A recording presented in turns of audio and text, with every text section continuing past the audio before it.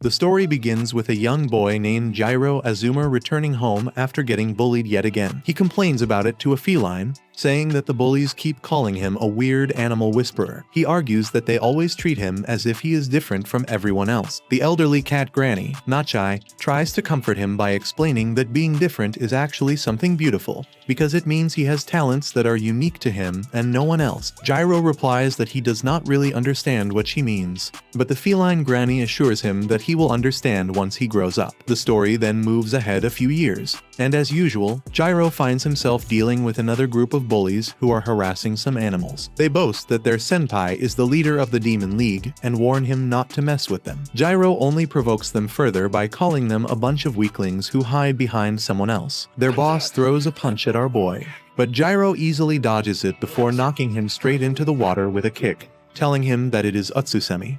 Seeing their big bad sugar daddy boss get beaten so effortlessly, the other two bullies panic, but they still charge at him anyway. They end up meeting the exact same fate, and before long, all three bullies are seen climbing out of the water and running away like a bunch of crybabies. After they leave, a cat and a crow thank Jirou for saving them from the bullies, but they also worry that the gang might come after him next. Jirou reassures them, saying that he is already used to dealing with this kind of trouble. He then heads back home after telling the animals to stay out of trouble as much as they can. As soon as he arrives at his dojo, an old man immediately scolds him for getting into yet another fight. The old geezer yells that he did not teach Jirou the shinobi martial arts so he could run around acting like a street punk and picking fights wherever he pleased. Jirou fires back by calling the old man an ancient dinosaur, only for the old geezer to respond by throwing ninja blades at him, which our boy barely manages to dodge. The old man then proudly shows him his family's ancient heirloom, explaining that it was personally gifted to their ancestors by the shogun and trying to make Jirou respect his family's lineage. Jirou, however, casually dismisses it as nothing more than a harmless fake, prompting the old geezer to slash everything around him in frustration. Later, Jirou is left repairing the damaged doors while complaining that the old man is nothing but a crazy fossil. Once he finishes, the old man tells him that he is heading out to a festival and will be back late. Just after he leaves, the same crow from earlier comes flying in while shouting that a cat is in trouble deep inside the woods. Without questioning it for a second, Jirou immediately rushes off to help. Deep in the forest, he finds a badly wounded cat lying on the ground and gently tries speaking to it to see if it can still respond. Meanwhile, inside the cat's mind, a dark spirit named Ragou, known as the Black Star of Doom, wonders who is calling out to him. Ragou hears a voice telling him to awaken and lend over his power, but he angrily refuses, declaring that he takes orders from no one. The mysterious voice coldly tells him to rot away and perish if he refuses to obey. As the story moves forward, Ragou suddenly wakes up inside Jirou's room in the body of the cat. Just then, Jirou walks into the room and tells the cat that he was in pretty bad shape and honestly thought he would not survive. He brings him some food and asks for his name. When the cat stays silent, Jirou keeps trying to get him to speak, saying that even stray cats have names. Ragou calls the boy an idiot, arguing that he would not understand him even if he meowed. However, Jirou possesses the rare talent of talking to animals and immediately asks the cat if he really thinks he is an idiot. Completely caught off guard, Ragou panics and quickly hides under the sofa, while Jirou calmly tells him that he is not planning to eat him. The cat stubbornly refuses to come out until Jirou brings out his ultimate weapon, a bowl of cat food, which immediately lures him into the open. Ragou admits that the saying is true that the way to a man's heart is through his stomach. When Jirou teases him for calling himself a man despite being a cat, the cat angrily shouts that he is not a cat. He then introduces himself by name and explains that he is an immortal mononoke. Jirou, however, could not be more clueless and admits that he has no idea what a mononoke even is. Ragou explains that mononoke can take human form or choose to live deep in the mountains and forests on their own. Jirou then asks what an immortal mononoke like him was doing beaten up in the middle of the woods. Ragou realizes that the boy is genuinely not pretending to be clueless and explains that he was attacked by another mononoke,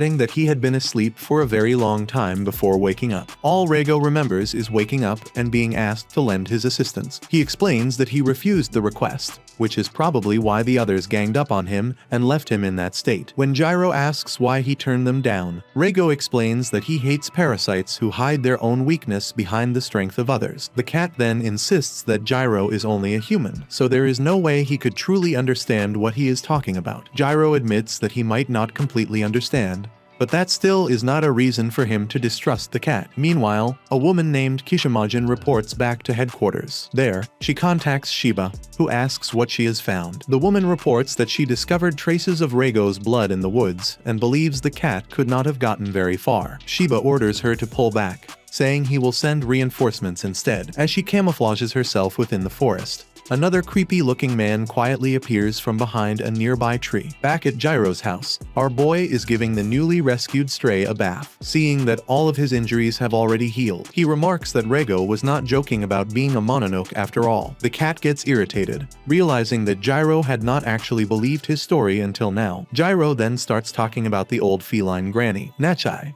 He tells the stray cat that she was the kindest cat he could have ever asked for. He teases Ragou by saying that Nachai was so nice that she was basically his complete opposite. Jirou explains that back then he used to get bullied every single day, and whenever he came home, he would always give Nachai a bath. Nachai would happily thank him and say how lucky she was to have an owner who would bathe her whenever she wanted. She always told the boy that he had been given the gift of helping others and encouraged him to share that gift with everyone around him. That night, while Jirou is asleep, Ragou quietly tries to sneak away. However, the moment he jumps down, he suddenly finds Jirou standing right behind him. The unexpected sight scares the life out of the cat, who immediately asks how he got down there so quickly. Jirou tells him to keep his voice down since it is already very late at night. He then explains that the person upstairs was actually just his decoy technique before asking where the cat thinks he is going when he has not even fully recovered yet. Ragou bluntly tells him that it is none of his business, but Jirou reminds him that he is the one who saved his life. The cat insists that he never asked to be saved and says he would have been fine with dying. Jirou immediately gets angry and tells him to stop talking about death like that. Ragou, however, loses his temper as a massive black aura bursts out around him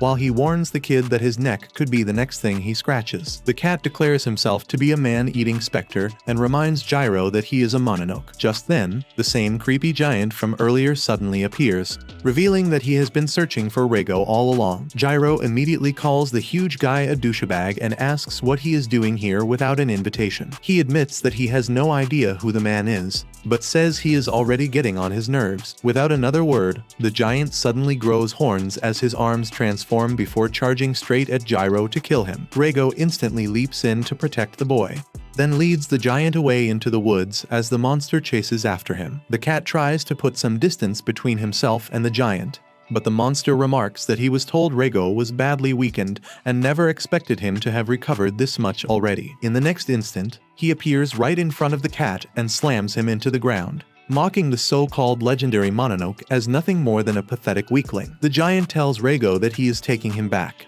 insisting that his group worked hard to break the seal that had imprisoned him and even calling him their comrade. Ragou immediately tells him to drop the act because he already knows they are only after his powers. He boldly tells the giant to come and take them if he can before getting fired up himself, determined to put the arrogant monster back in his place. The two charge straight at each other, but while they are still clashing in midair, our boy suddenly arrives with his family's ancient heirloom and slices off the giant's arm. Ragou gets worried seeing Jirou jump into the fight, but the boy insists that if the cat dies now, saving him would have been for nothing. The giant suddenly gets excited and starts bulking up, while Jirou continues arguing with Ragou that there is nothing wrong with helping someone. By this point, the monster has completely transformed into his terrifying true form, and even praises the boy for not being intimidated after seeing it. He also realizes that Jirou knows shinobi techniques and says he is going to enjoy finishing him off. For a brief moment, Jirou manages to dodge the monster's attack and prepares to strike back, but the giant suddenly drives one of his massive claws straight through the boy's chest. Even in such a miserable state,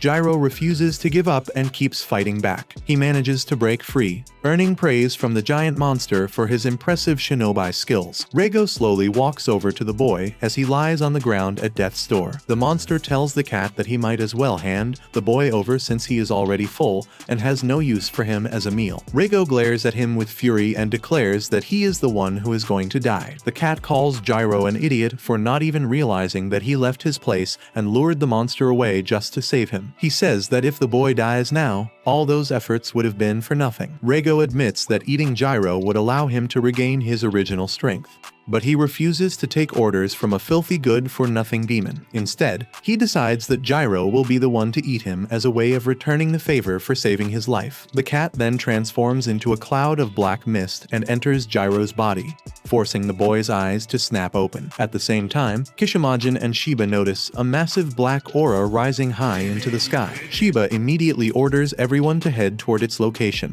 While the giant monster curses Ragou for making such a choice, he angrily shouts that Ragou handed his powers over to a human instead of another mononoke and accuses him of abandoning his own kind. Meanwhile, Jirou gets back on his feet and notices the strange mark left on his chest where he had been stabbed. Ragou tells him that he can fight now, but the completely confused Jirou asks what just happened. The cat tells him to stop worrying about that for now and focus on the battle instead. The monster immediately attacks before Jirou can get the hang of the new powers he gained after fusing with Ragou. The cat lends the boy his strength and simply tells him that all he needs to do is make a fist. Jirou follows the instruction, throws a single punch, and sends the demon straight to hell for good. Before he can even process what just happened, a blade suddenly stops right next to his neck. Kishimogen and Shiba confront him. While Shiba admits that he never expected something like this to happen, Jirou asks whether they are working with a demon, but Shiba quickly explains that they are not mononoke. Just then, the rest of their allies drop their camouflage, and their leader introduces them as members of the Bureau of Espionage. Joking that they are basically just civil servants, he tells Jirou that he will explain everything later, but for now they have to take him into custody. The boy immediately tries to protest, but Kishimogen knocks him unconscious before he can finish. Shiba tells her to take it easy, but she replies that it is only temporary. Shiba then orders her to get Jirou to a hospital because they cannot afford to let him die now, calling him an important person after having fused with a mononoke.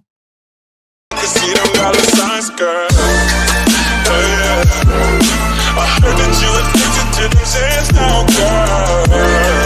Go ahead with your slippy ass. Go ahead. Shawty, give me a reason.